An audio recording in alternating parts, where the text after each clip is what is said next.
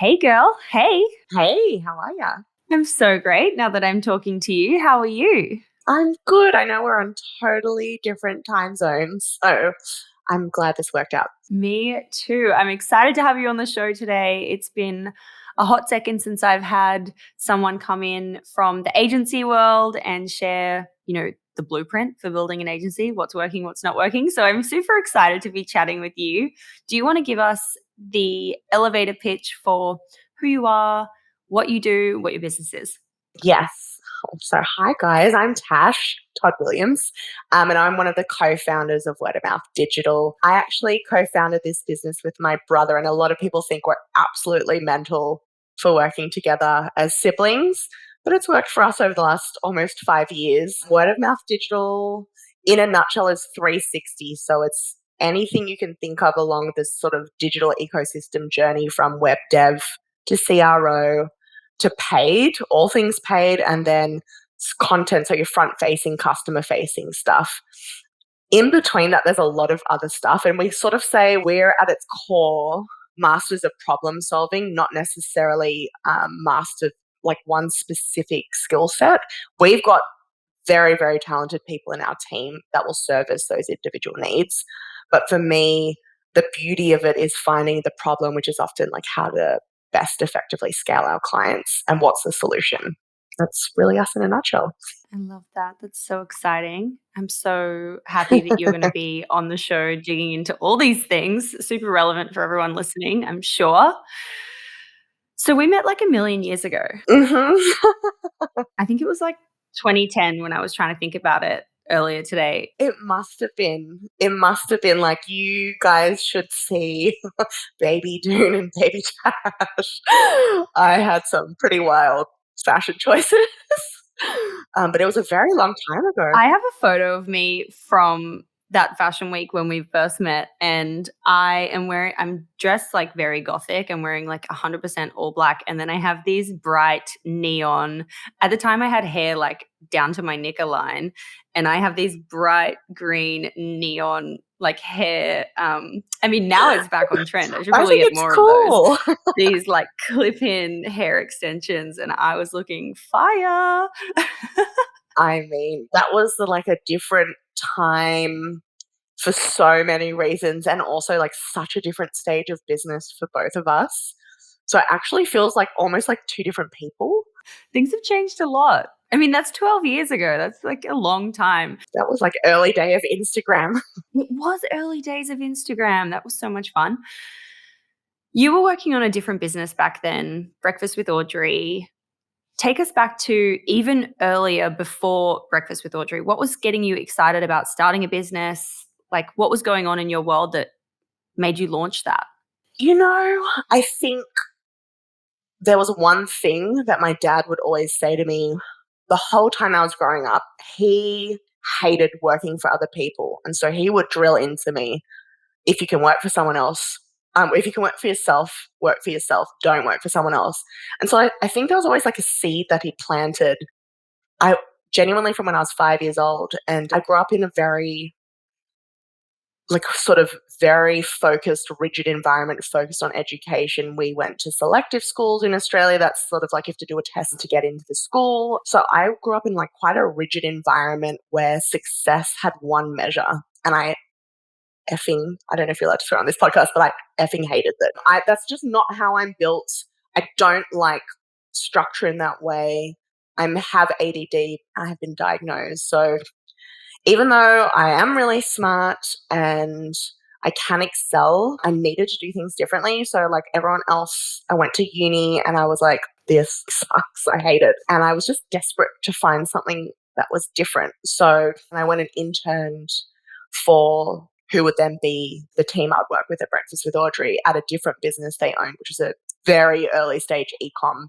We would do our artwork on Paint. That's how early stage it was. Oh my God. And I literally, it was wild. I would literally intern there for free. And the model was very smart. We were buying end of season stock from Australian like premium retailers. So at the time that was like Fleur Wood, Josh Goot, very early stage, Marnie Skillings. A lot of these businesses are Wow. now gone and no longer.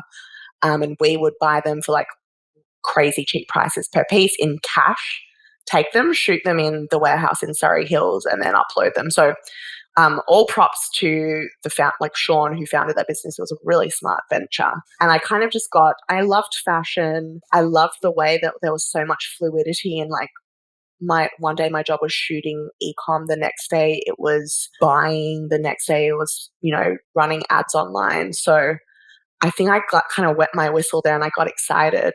And so I quit uni. I never finished. Wait, we have to stop for this wet your whistle business. I love that. Is that an Australian thing? It sounds really dirty. I've never heard that. I'm using that from today onwards, guys. Wet your whistle is going to be my new thing. It sounds dirty, but it's not. That's going to be my catchphrase. All right, so you wet your whistle. Please continue. Yeah, I wet my whistle and I quit uni. And in my early stages, I lied about that a lot. I lied about that getting jobs. So sorry to all my former employers, because I was so terrified of, like, there's a lot, and still now there's a lot of stigma about not finishing university if you started it, and particularly how I grew up, like education and that like check of approval from the university was vital. So I was actually embarrassed. Now I'm like, who cares? And I honestly, when I'm hiring people, that's not something I look at all.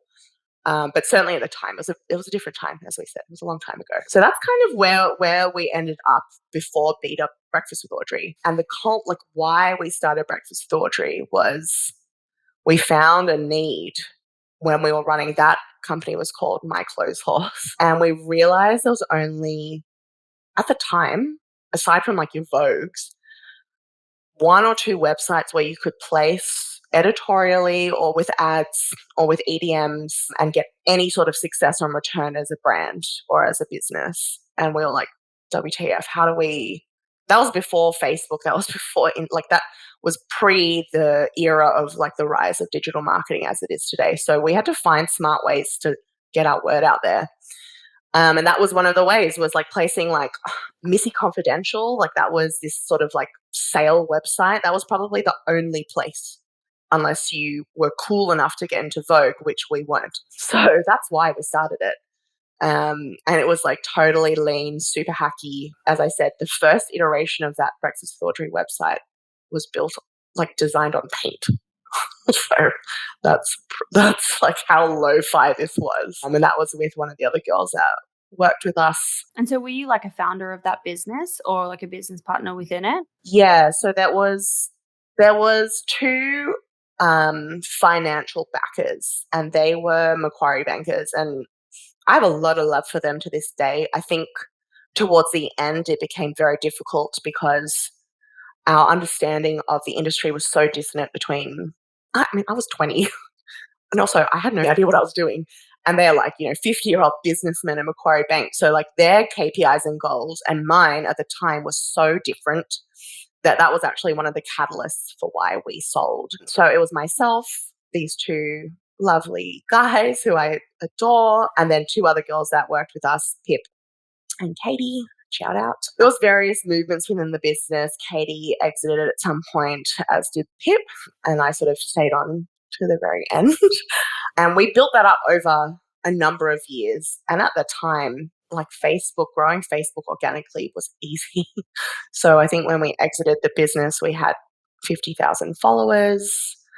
We had a huge EDM database and extremely strong search relevancy because, again, like there was not a lot of people focusing on independent digital publications in Australia. What was the acquisition process like at that time? And are you able to share like, what you sold it for? Is it still running? Like what happened there? So it is still running. I think that the acquisition process for that was actually quite unusual. Now, as business owners, we're often acquiring companies or selling stuff. The way we treat it is very different. That was sort of, again, like startup bros culture in Australia. So the understanding around that, raising capital, obviously there was that in place, but what we knew then is totally rudimentary to what we know now. The resource and education level when it comes to this sort of thing is like so vastly different. So that process we actually found very difficult. It was very hard to find a buyer. People didn't really understand the industry. We shopped it around to lots of people, including some like big entrepreneurs now. We spoke to like Jane Liu. That was just early stage, her running Showpo, which was actually called Showpony back then. And like she was interested, but it just, I think people were like, I don't really get this. And they weren't sure of the value. But it's a testament to the business. And was that because of was it because of your pitch, or was it because just of the time where people were like it was just media businesses weren't a thing at that time? No, I think it's probably both. I think like at the time, some rando 20-year-old girl and two 50-year-old men pitching you a fashion publication. I mean, it had stats and facts behind it, but I mean, I think just the understanding of how that could have been leveraged. And I honestly sometimes wish I still had that, because I feel like the power of the database alone would be so valuable. But yeah, I think it's a mixture of things. Like honestly, like my selling capability from then to now, I was not experienced. I was not as confident. I didn't know how to speak to like a 6-year-old CEO at the time. Yeah, really great learning. Yeah, like I also had a lot of imposter syndrome back there. Like, I mean, I was learning curve. a learning Yeah. curve. I was plagued by insecurity, and I mean, that stuff I just don't really care about now. So it was probably if I could do it all again, I would have done so many things differently. The pitch deck, the way we framed it, the potential value to investors or to our buyers. But we eventually found a lovely lady who had her own e-com business.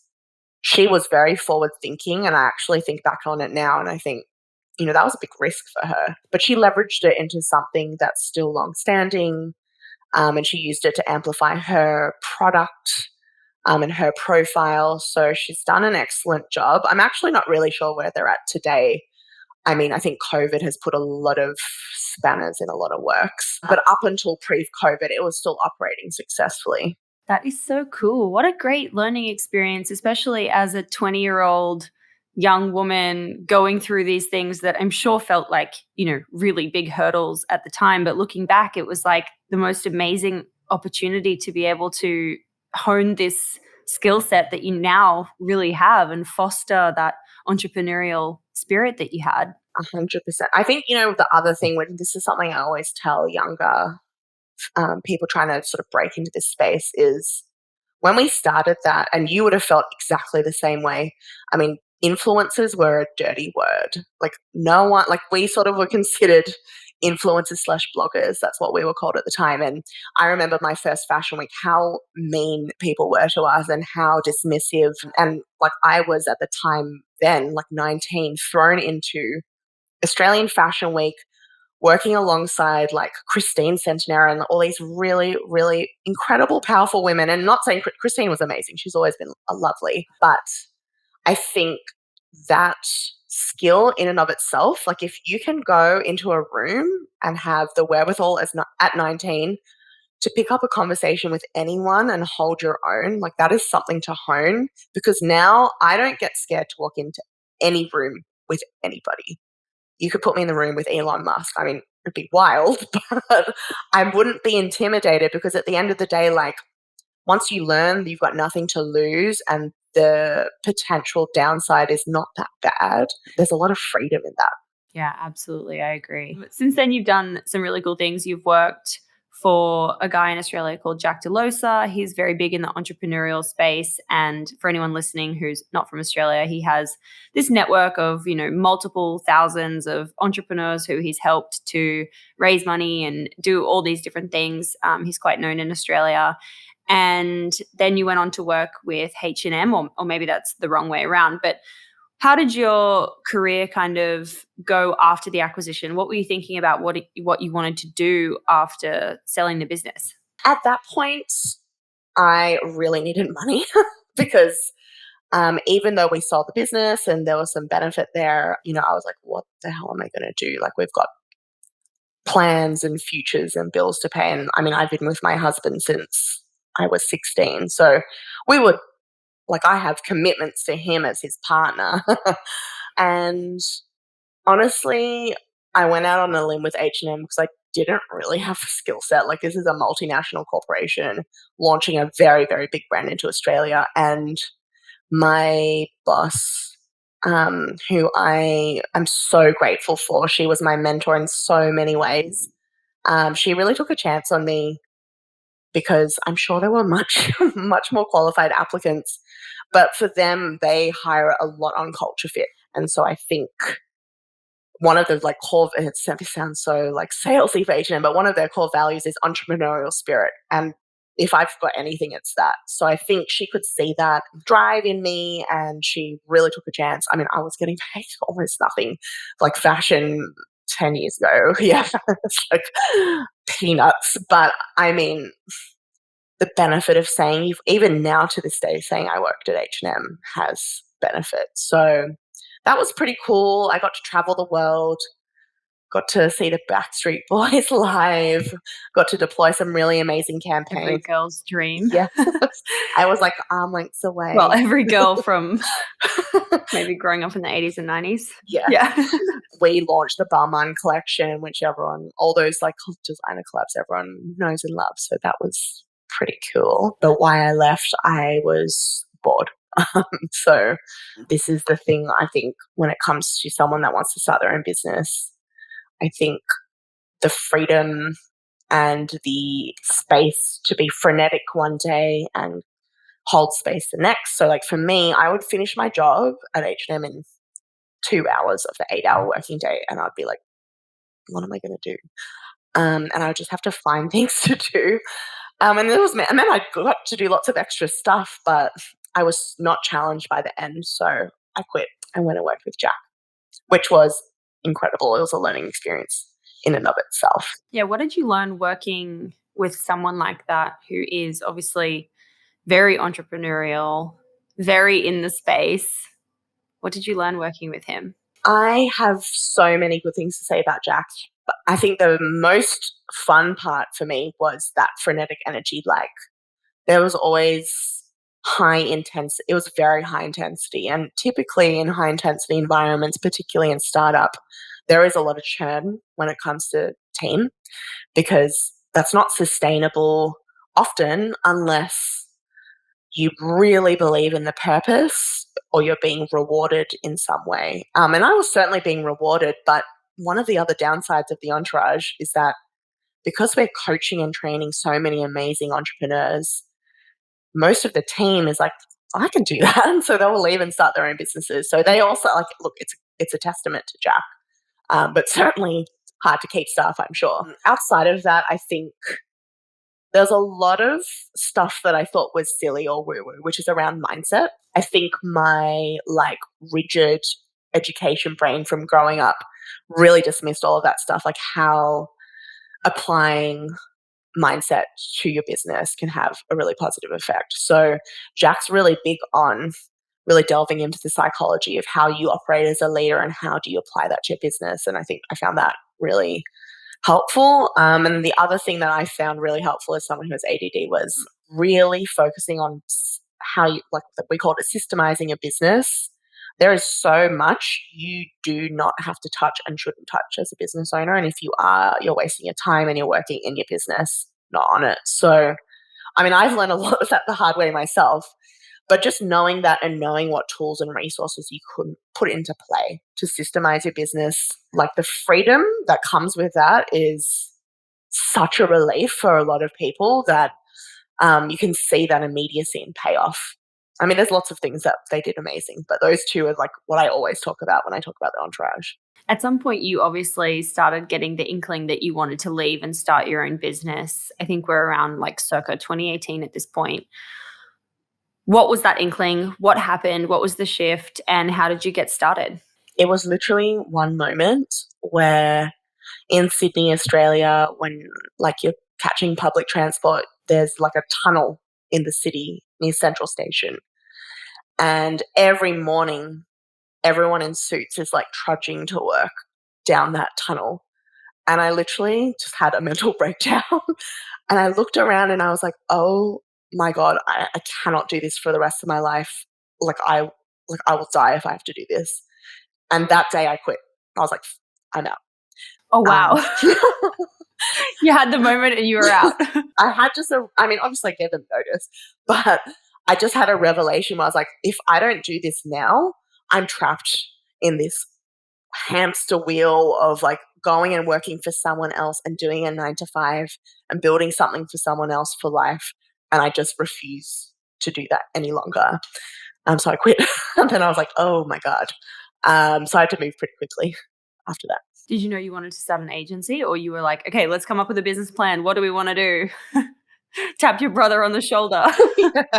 I think I just knew that was my I didn't have capital in a big way and also time to go and find a product. The only resource I had at my fingertips was my skill set. And I fundamentally believe in my skill set. Maybe that's arrogant. I don't know. I know what I can do and what I'm capable of. And I also know what my brother can do and is capable of. And we sort of had been consulting, on the side here and there over the years, slinging like clients back and forth to each other, my brother and I. So I just sort of fortuitously at the same time, he was feeling the same way at his job, which was in fintech. So we both just quit. We had one client. We had no backup and no money. So we had to make it work. I imagine that there are a lot of people listening to this episode and thinking like the same feeling that you are having. I'm in the 9 to 5. I'm in this rat race that I don't want to be on. I want to do something, but I don't have the capital to start something that requires a lot of upfront money, like building an e-commerce brand, for example, or anything product-based.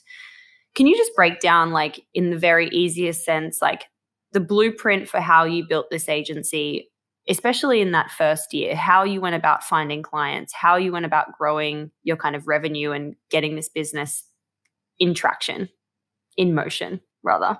Look, I'll caveat by saying we made a lot of mistakes. So like by no means am I saying do everything we did, but you can learn from me. Firstly, in terms of finding clients, one thing that has been incredibly important to me my whole life is nurturing my network. And I know that sounds like really old school. Your network is your net worth. And I don't necessarily believe that's true for everyone. But for me, my motto has always been if someone asks me for something, whether it's in business or personally, if I can do it, I will, with no expectation of return. And what I found was when I started to do something where I needed help, all those people that I'd helped over the last 10 years were like, hey, I can sling you a client. And all I had to do was ask. So letting go of your ego and humbling yourself and knowing that if you put it out there, like what they say no or they don't respond to your email, like who cares? Doesn't matter.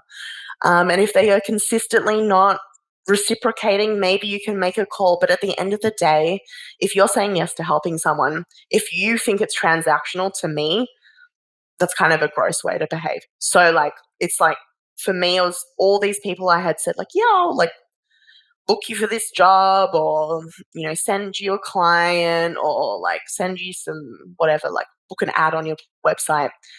That all started to come back round. But I will acknowledge the privilege in that because part of my network came from being raised in a very privileged environment in Sydney. I had access to really amazing education, and my network from that alone was incredibly helpful in resourcing our business. So that is not feasible or possible for everyone. And I totally hear and understand that. If you don't have access to that immediate network, it is a lot harder, but it doesn't mean you can't build it.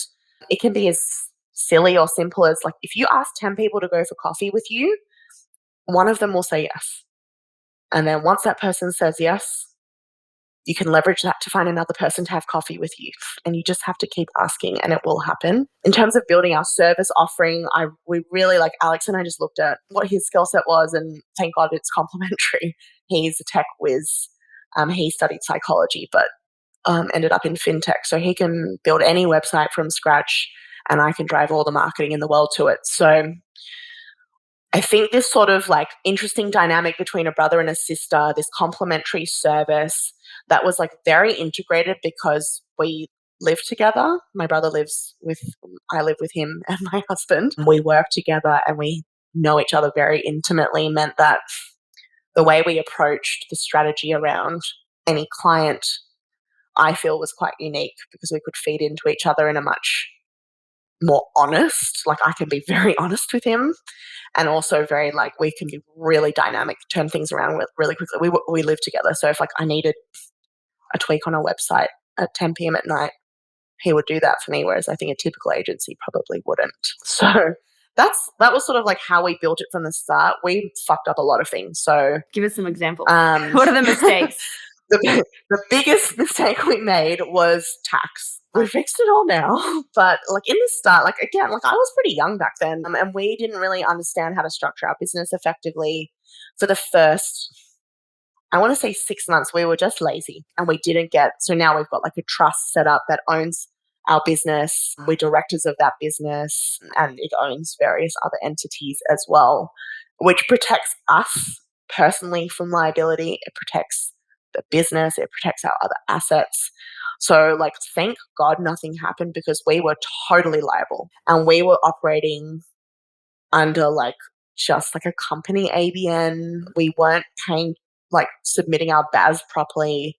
We weren't.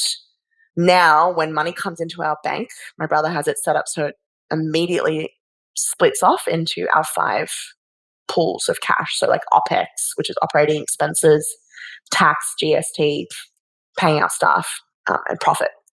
So we didn't have any of that. So we didn't pay GST for like 6 months, and obviously we got like a giant tax bill, and that could have crippled us. And that honestly is where I could see a lot of businesses failing, is if you don't have the cash to sort of support the cash flow, suddenly getting hit with those giant bills, you'll fold.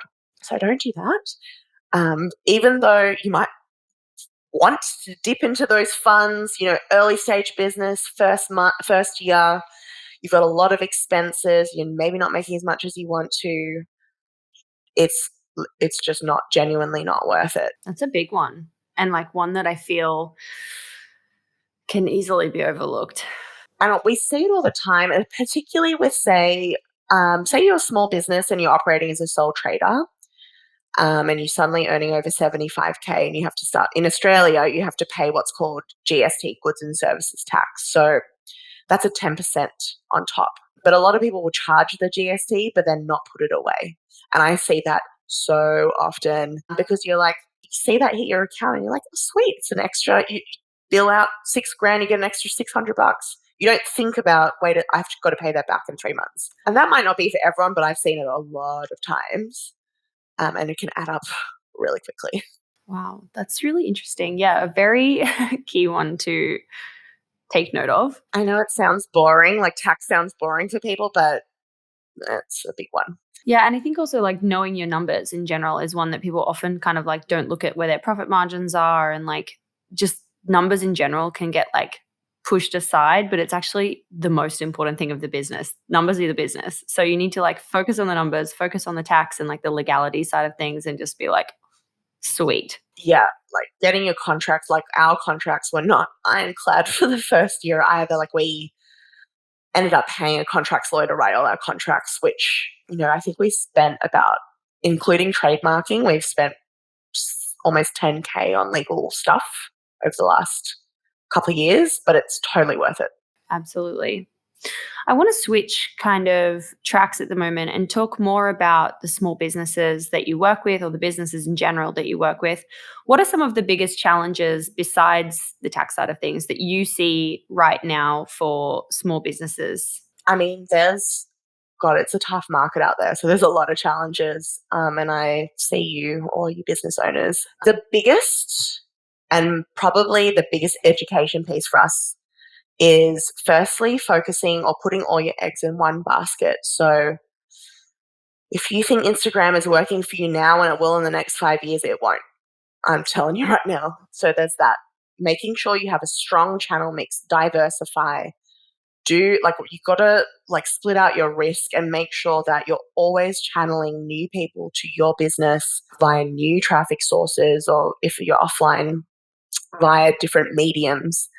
It's so risky to rely on one source. And we've seen that with the change in iOS for paid social, for Facebook, that had almost an immediate impact on all of our clients. And it has been a really tough slog the last year. So that's key. But then also what I see almost every business owner I've ever spoken to doesn't have a full understanding of the facts and stats behind your business, the data. So if your agent, say you're working with an agency, you need to know at any one time, what is your cost per acquisition?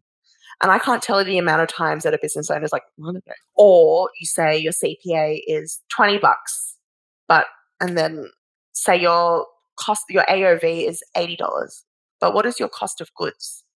So say your cost of goods is $30. So that we're already at $50. You've only got a $30 margin. Then say you're doing free shipping, it's $8. Your transaction fees with Afterpay. You're paying an agency. So by the time you whittle down, your margins have already disappeared and you're actually operating at a loss. And I've seen this time and time and time again. So that's the biggest piece that we try and educate. Whether you're a client or not, that we'll usually do a bit of an audit. What's the solution for that?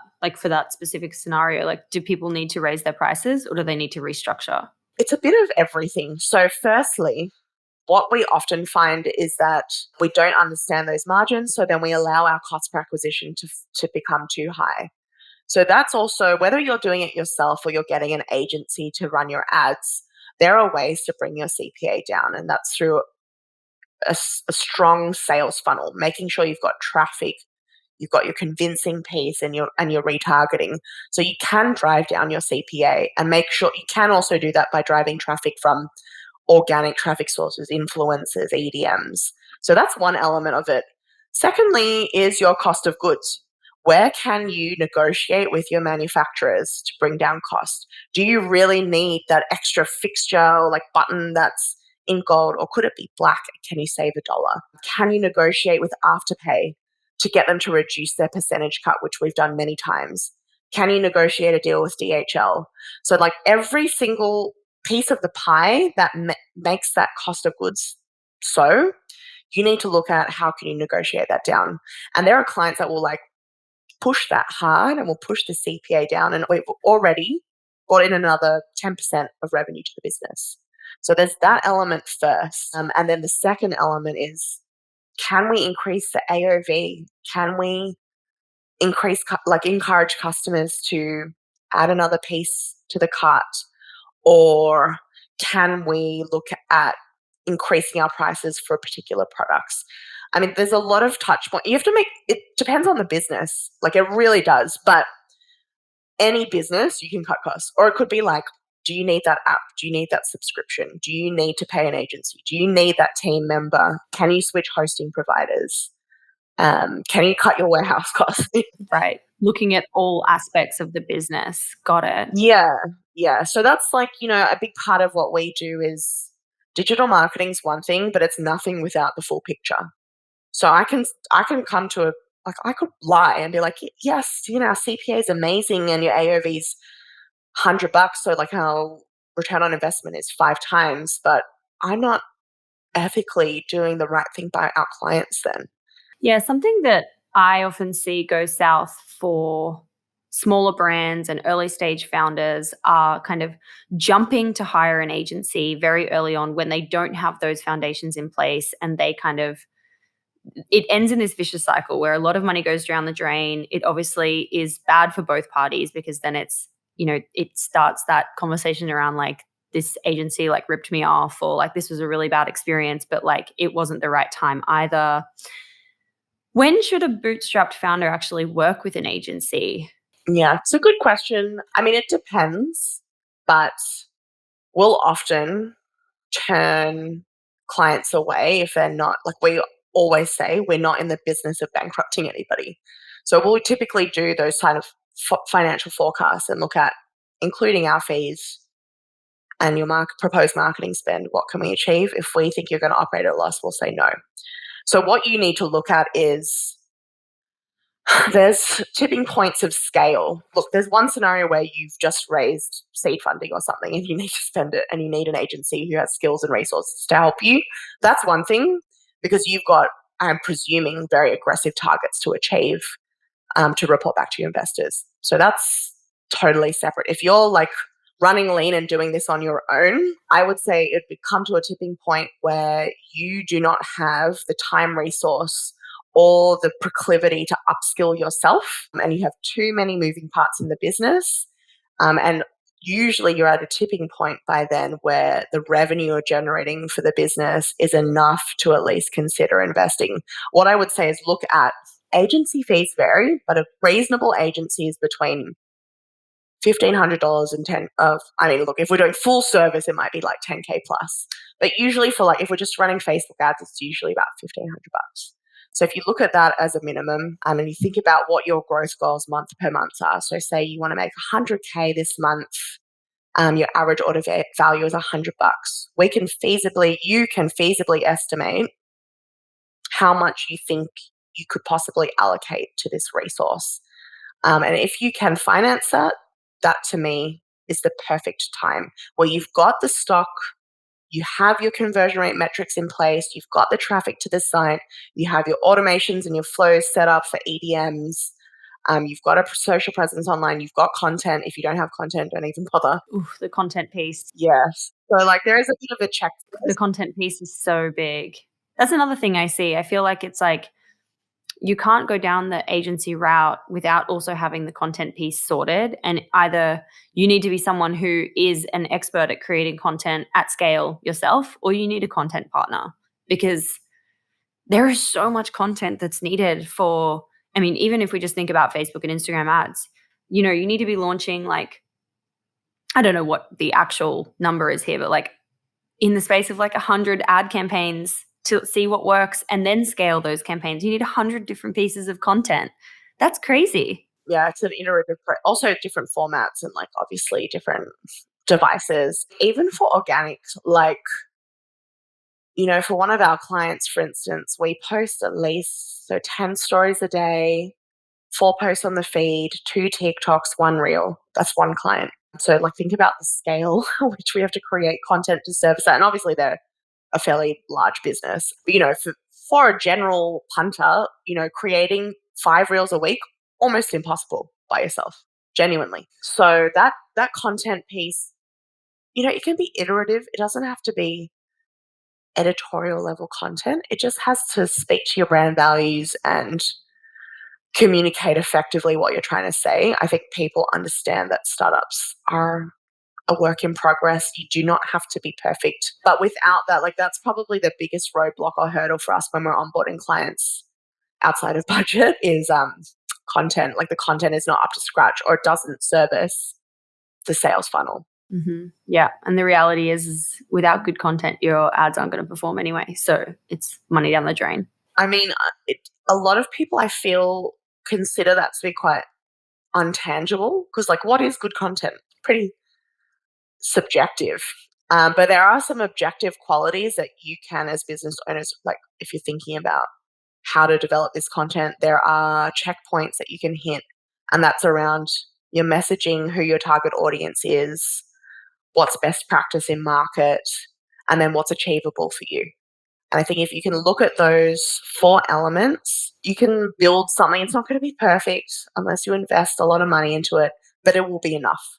What is your best piece of advice or your top tips for bootstrapped founders today? Well, there's 2 things, but a big piece around outsourcing. So I think there's really cost-effective ways to outsource important pieces of work for scalability. And that's not necessarily talking about agency. That's talking about VAs, that's talking about content creators, that's talking about accountants, legal advice. I think bookkeeping is a really big one that a lot of people are not on top of. I know I'm talking about finance a lot, and I'm actually not really very financially minded. That's my brother, but it is something that I find really important because I'm not that good at it. I have to be on top of it. Outside of that, I think there's two things. You need to decide whether this is a business that you're going to build and exit, or a business that you're going to scale and operate, ideally, like this is a lifestyle business for you. So I think when you look at those two things, and we have both, like word of mouth, that's our lifestyle business. We will work and live in this in some capacity, hopefully forever. And then we've got other businesses that we know, or I know, we're going to exit at some point. We have a KPI in mind, and then we're getting out. So I think when you change your frame of reference around what the purpose is for the business, it allows you to look at how you can scale that effectively. If you're looking to exit, raise capital. If you want it to be a lifestyle business, don't give up equity. Great advice. Thank you. I love that. Okay, so at the end of every episode, I ask a series of 6 quick questions, some of which we might have touched on, some of which we might not have, but I ask them all the same. So question number 1 is, what's your why? Why are you doing this every single day? Okay, so I feel like I thought about this a little bit. I've got 3 parts to it, but I'll be quick. The first is building wealth for me and my family and my friends. So one part of our business is that obviously I work with my brother.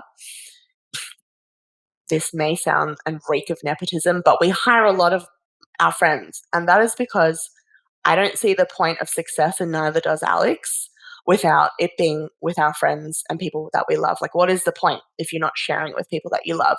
So that's drives me every day, because we have so many people that work in and around the business that I have known for 20 plus years, and that they've trusted me to do this for them and with them. So that's a huge, huge driver for me.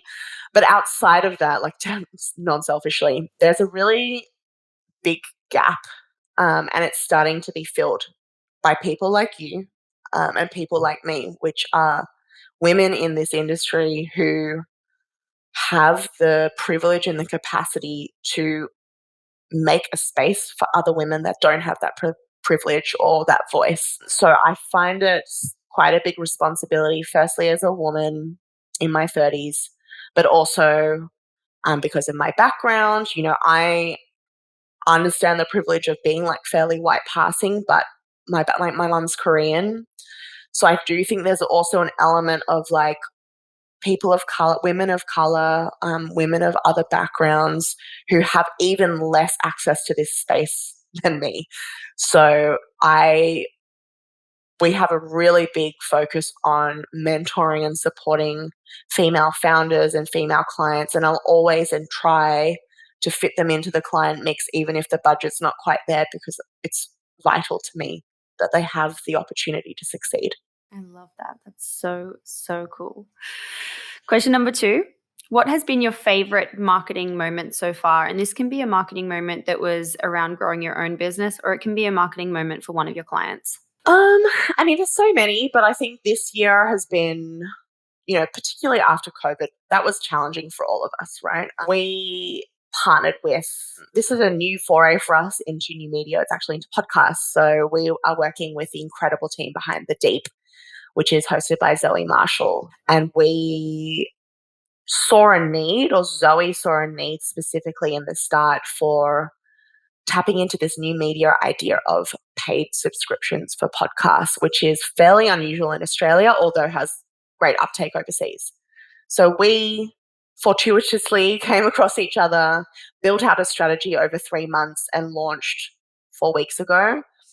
The subscription launch was in the top 25 subscription launches in the world for Apple. So when you think about like little old us in Sydney against some of these huge players in the States, for me, the stories that we're telling on The Deep, which are often around women, domestic violence, eating disorders, there's a lot of really important topics that we cover. The fact that that many people care about what we're saying, I'm very proud of personally, and just the success of partnering with Apple, like that's out of this world for us. So it was a big win. It's a real good one. That's a cracker. Question number 3. What's your go-to business resource when it comes to a podcast, newsletter, or a book? Is it lame to say Female Startup Club? I will accept it. So definitely you. You know, there's a couple of podcasts I listen to. We all know who they are, like Entrepreneurs on Fire, all that stuff is great. And I do listen to it all. But I have to say, my piece of advice is look for inspo or resource in like the unusual. So often it'll be me watching a random interview with like a comedian or a chef, and I'll look at how they perceive a situation or a problem, and I'll take that and apply it to how we do things. So that I find sometimes more valuable because those like really unique perspectives is something you don't often think of. And outside of that, I get my biggest brainwaves walking around the shopping mall. So like I'll walk around like Woolies for 5 hours and just think of things on the weekends. I also love shopping, so that's probably a part of it. It's a good excuse. But that I'll just get like brainwaves and I'll just write it down in notes in my phone or leave myself voice notes and then come back to it the next day. And often that's been my best ideas. I've been having these dreams that have been waking me up, and then I can't go back to sleep until I write it down because I forget. I'm someone that forgets my dream immediately as I wake up. But it's been like waking me up in the middle of the night for like the last 5 nights, different things that then I'm like, I can't sit, my brain is just like in overdrive and I have to literally get up because I don't put my phone in my room anymore. I have to come out to the kitchen, put it on my phone, and I'm like, what are these moments? I'm not having it. Like, stop waking me up. Maybe you need like pen and paper so you can like scribble it. I do. I need it. It's driving me crazy. I want to know what you wrote down. I'm dying to know. Off record. I'll tell you later. Okay. Okay. Question number 4. How do you win the day? What are your AM and PM rituals that keep you feeling happy and successful and motivated? Okay. So I have zero ritual. I have a bedtime ritual, but I'm extremely chaotic. So I have zero routine in the morning. It's just like whatever I feel like doing, I'll do. How do I win the day? I was thinking about this a lot.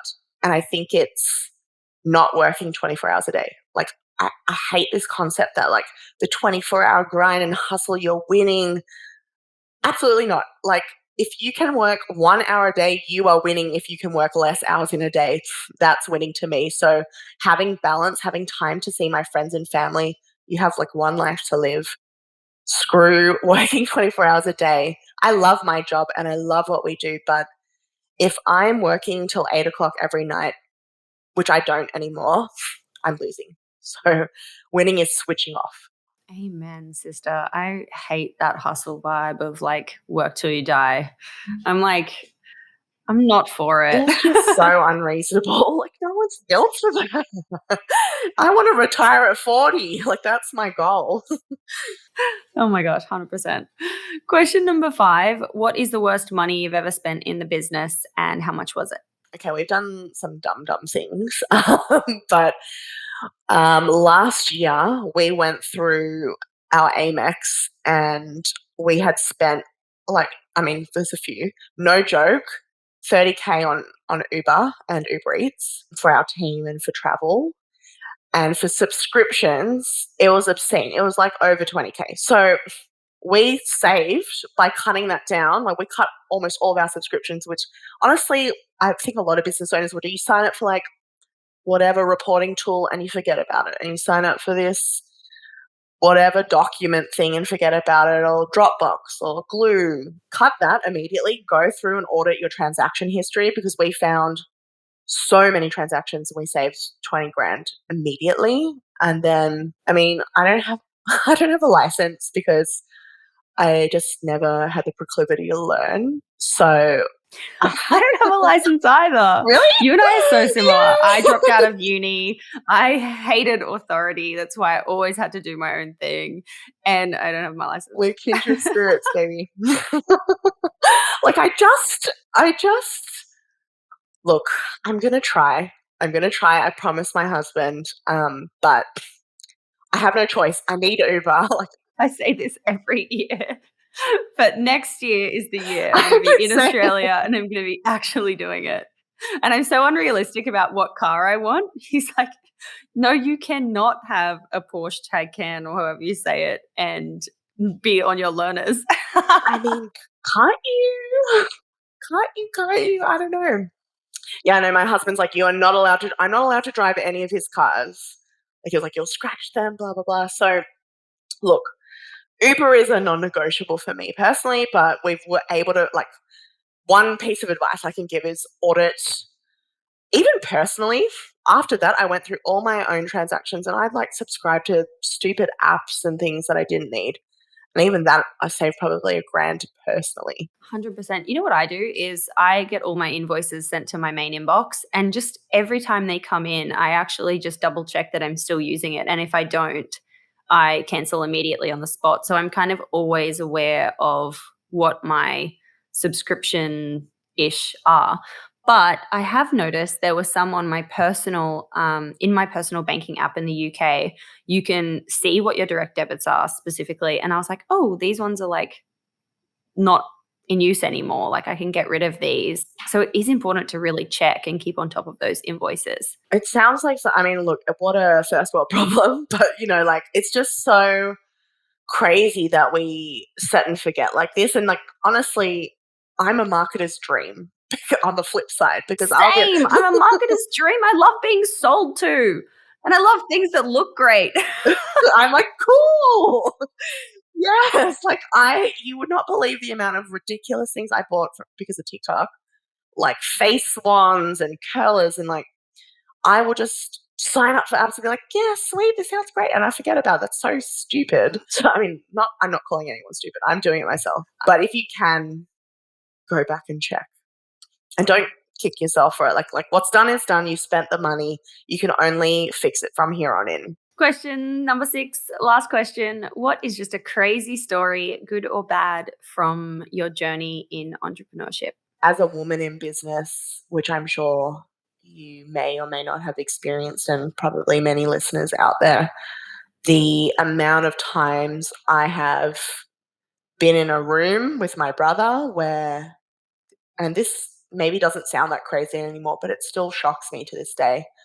We'll be sitting in a room, and if it's a male client, maybe 1 in every 100, but still, they will only address my brother. So they'll ask questions, I'll respond, and they will only acknowledge or address my brother. And this has happened to me countless times. Or they'll ask you, like, are you married? How old are you?